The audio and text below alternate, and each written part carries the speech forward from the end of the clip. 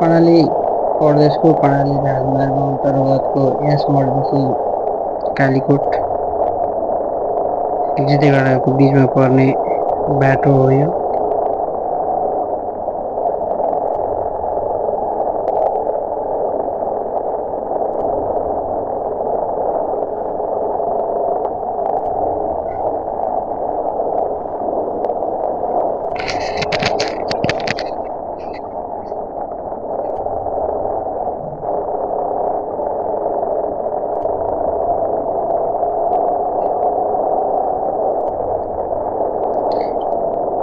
हामी कर्णाली प्रदेशको कर्णाली राजमार्ग अन्तर्गतको यात्रा यहाँ छु।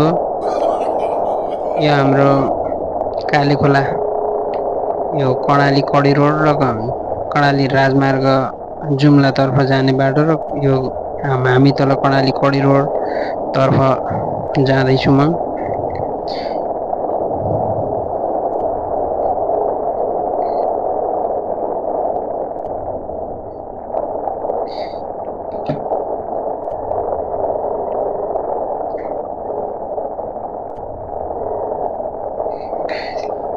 यो बाटो पहिले भन्दा एकदम धेरै स्तर उन्नति भएको रहेछ। अहिले पहिला यहाँ एकदम खाल्डा खुल्डीदेखि लिएर एकदम यात्रामा परेशान हैरानी हुने, ब्याग ढल्ने,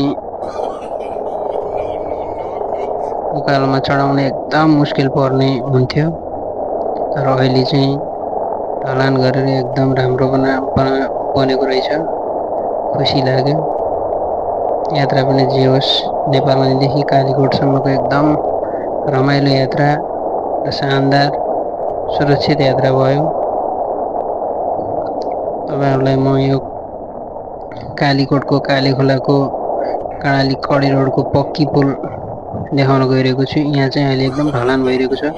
ढलान भइरहेको भन्दा पनि ढलान भइसकेको बाटो एकदम राम्रो छ। यहाँ चाहिँ चट्टान तोडेर पुरै चट्टानमा हिँड्नु, उकालो चढ्नु पर्थ्यो। म अहिले चाहिँ ओह्रालो गइरहेको छु त घर उताबाट फर्केपछि उकालो पर्ने गर्छ।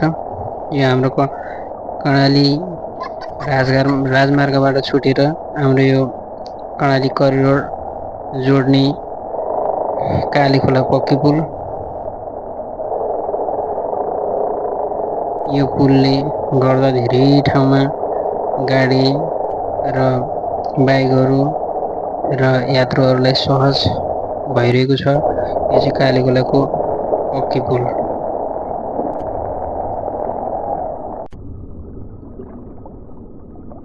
यो बाटो पनि एकदम गाह्रो थियो, अहिले चाहिँ धेरै राम्रो भएको रहेछ। खुसी लाग्यो। तर राम्रो पहिला भन्दा एकदम पहिलाको यात्रा धेरै कष्टकर यात्रा गरियो, तर अहिले चाहिँ एकदम सहज बनाएको रहेछ। राम्रो रहेछ। म यहाँदेखि पुरै कर्णाली करिडोरबाट छुटेर हामी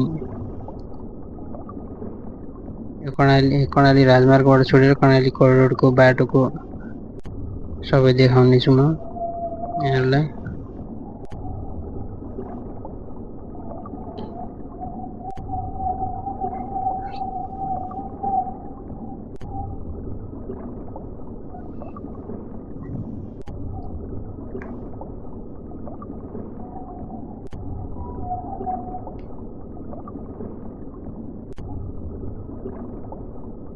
तर यो बाटो पक्की नभए पनि अहिले ग्राभल टाइपको कच्ची बाटो हो। यो ग्राभल भन्दा पनि कच्ची बाटो हो, तर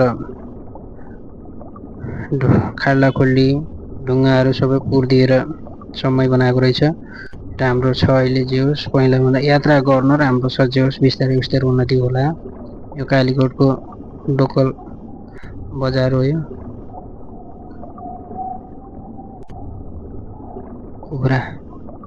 कुखुरा किचियो भने कुखुराको नाति पलातीसम्मको पैसा तिर्नुपर्छ अरे। त्यही भएर सुरक्षित चलाइरहेको छु म।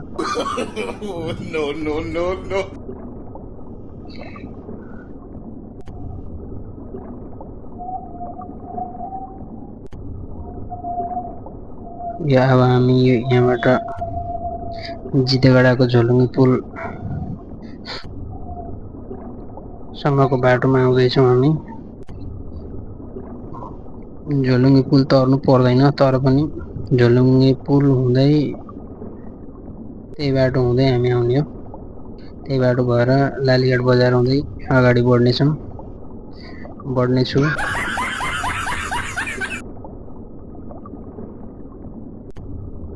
यहाँहरूलाई कालीकोट जिल्ला अर्थात् कर्णाली राजमार्गबाट छुटेर कर्णाली करिडोरको दृश्य देखाउनेछु म। अच्छा, राम्रोसँग हेरिदिनु होला। ठीक है। कस्तो लाग्छ, जस्तो लाग्छ त्यस्तै प्रतिक्रिया दिनु होला। अच्छा, हेर्नुहोस्, ठीक यो है। म कर्णाली करिडोर गइरहेको छु भनेको यो कर्णाली भन्दा ठ्याक्कै पारिपट्टिको भाग कर्णाली राजमार्ग, पारिपट्टि देखिने भाग चाहिँ राजमार्ग, कर्णाली राजमार्ग मानमा हुँदै जुम्ला हुँदै हुम्ला जुम्ला मुगु डोल्पा भएर जोड्ने बाटो हो कर्णाली राजमार्ग। तर हामी यो चाहिँ यो कर्णाली करिडोर भएर आउँदैछौँ कालीकोट बाजुरा, यहाँबाट हुम्लासम्म पनि जान्छ। कर्णाली करिडोर हुँदै बाजुरा हुँदै अगाडि बढ्छ।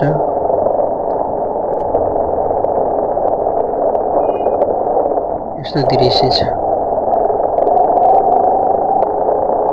कालीकोटको यात्रामा। यहाँलाई यहाँको दृश्य देखाउने प्रयास गर्नेछु। हेरिदिनु होला। मन परे लाइक, कमेन्ट्स, सेयर, सब्सक्राइब गरिदिनु होला। यो चाहिँ पसल झरना टुरिज्म युट्युब च्यानलमा र दिलबहादुर कठायत फेसबुक पेजबाट अपलोड हुनेछ। अच्छा, ठीक है। जस्तो लाग्छ त्यस्तै प्रतिक्रिया दिनु होला।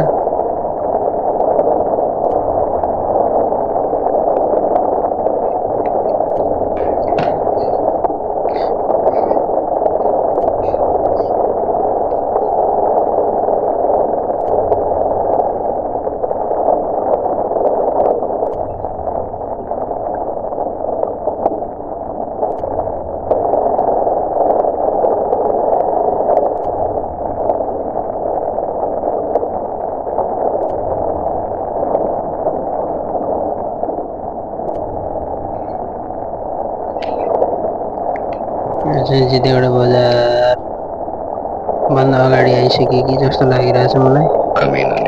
कि जितेगढा पुगेकै छैन त? गलती तो अपनी ही है। जितेगढा पुगेको छैन। जितेगढा बजार बाइकबाट यो क्यामेराबाट त्यो बजार कैद गर्न सकेछु भने देखाउनेछु। अच्छा, यहाँलाई कैद भएको रहेछ ठीक है। भने है त।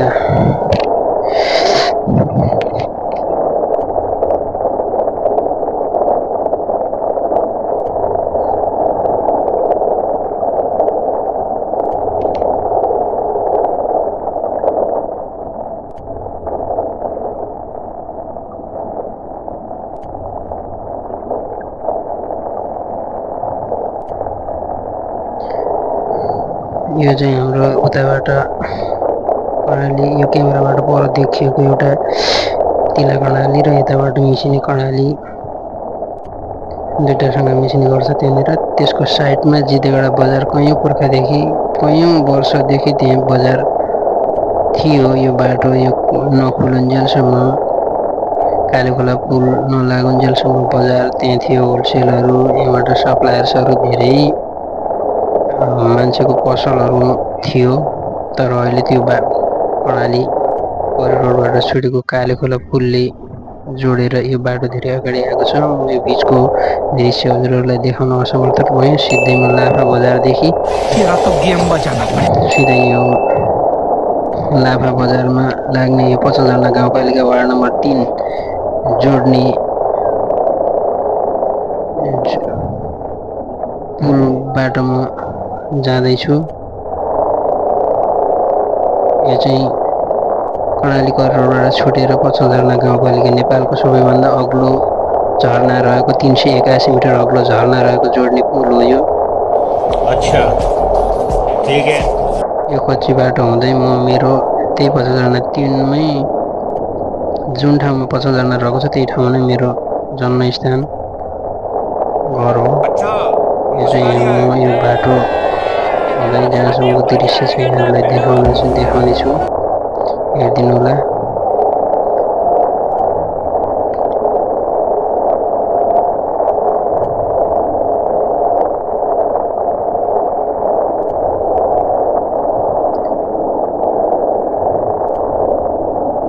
यो चाहिँ वार्ड नम्बर 4 पसलजना गाउँपालिका वार्ड नम्बर 4 लाफा गाउँ हो। लाफा बस्ती, लाफा अच्छा। गाउँ बस्ती हो यो। ठीक है। यो लाफाको आधारभूत विद्यालय हो। अच्छा, ठीक है।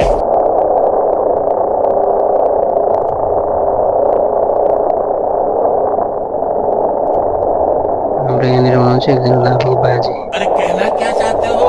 इस सज्जन को क्या यो चाहिँ तकलीफ है यहाँ भाई? हुनुहुन्छ, यो बाटो चाहिँ पसलजना गाउँपालिका पणेछा जोड्छ।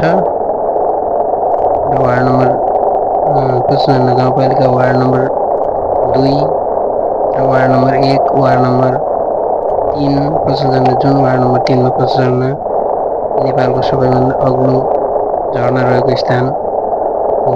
यहाँहरूलाई पनि पाइक पर्यो र यस्ता झरनाहरू घुम्न मन लागेछ भने यो लोकेसन लिएर पसलजना गाउँपालिका वार्ड नम्बर 3 मा घुम्न आउन सक्नुहुनेछ। अच्छा, हमको सिखा रिया है। लाफा बस्ती कटेर अब पसल झरना गाउँपालिका कार्यालयतिरको बाटोतिर जाँदैछु। अच्छा, ठीक है।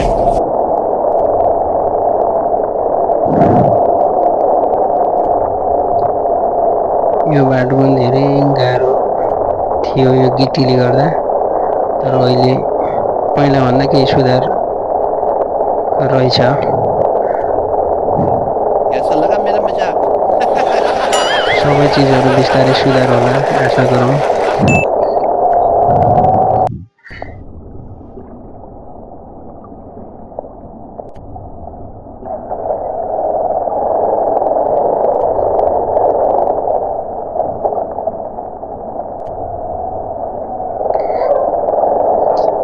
यो दृश्य चाहिँ पचलजना गाउँ के अरे सरी कर्णाली राजमार्गदेखि छुटेको बिचको दृश्य हो, तर यो पछाडि पर्न गएको छ। यसको लागि धेरै सरी अच्छा, यहाँलाई। तर ठीक है। भिडियो एडिटिङमा अरूसँग मिलेको रहेछ, यो पछाडि पर्न गएको छ। यो चाहिँ पचलजना गाउँपालिका भन्दा पनि कर्णाली कडै रोड कालेखोला पुल गरेर तपाईँहरूको यो बाजुरा, मुगु, कालीकोट हुँदै यिनीहरूको ढुवानी गर्ने गाडीहरू रहेछ। यस्तो छ बाटोको हालत, हेर्नुहोस्। अगाडि गाडी छ, धुलो खाएर बसिरहेको छु, तर म बाटो साइड लिन खोजिरहेको छु, तर गाडीले साइड दिएको छैन। अब जताबाट हुन्छ त्यतैबाट गाडी आइरहेछ, तर क्रस गर्ने हो, दायाँ बायाँ लेफ्ट राइट मतलब छैन यो बाटोमा। जतातिर सहज आफू सुरक्षित हुने हो त्यतैतिर गाडी साइड लाउने अनि क्रस गर्ने, हिँड्ने।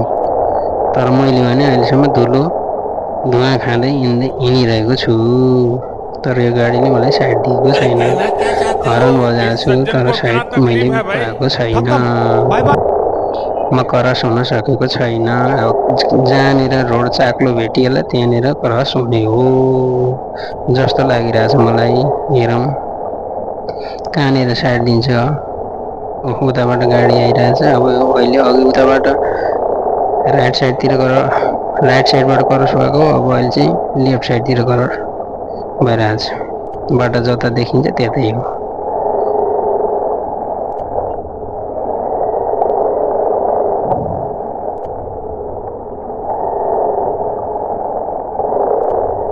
ल बाटो यति साँघुरो छ, तर पनि म साइड दियो त्यही पनि, र अर्को गाडीले मलाई धुलो खुवाउँदैछ। अब कहाँनिर साइड मिल्ने हो त्यहाँसम्म प्रतीक्षा गर्छु।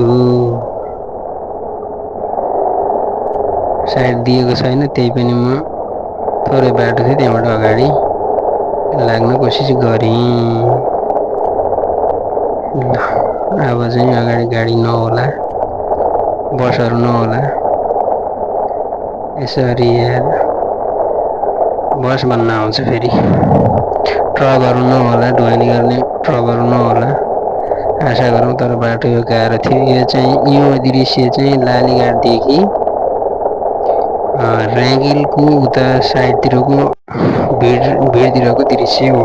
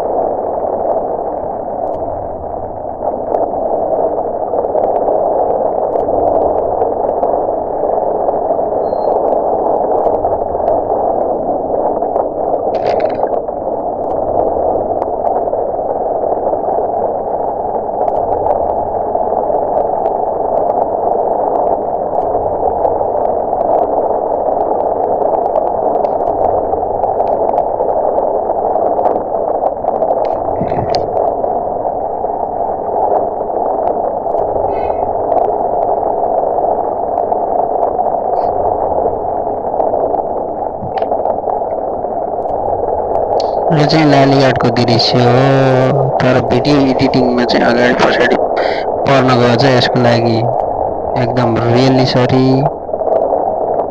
अब हजुरहरूले यो कुरा बुझेर हेरिदिनु होला। यो यहाँनिर गयो भनेर हेरिदिनु होला, तर दृश्य चाहिँ सबैको यही हो। यो चाहिँ लालीघाट बजार। लालीघाट बजार यो जितेगडा बजारबाट कालीखोला पुल उद्घाटन भएदेखि यो बजार चाहिँ विशेष प्राथमिकतामा अर्थात् पर्न गएको बजार हो, लालीघाट बजार। यहाँ चाहिँ वास्तवमा भन्नै पर्ने हो भने अहिले यो पुल लगाएर पनि धेरै उपभोक्ताहरूलाई, धेरै यात्रुहरूलाई सहज भएको छ, किनभने यो लालीघाट बजारमा कर्णालीबाट गाडी तारेर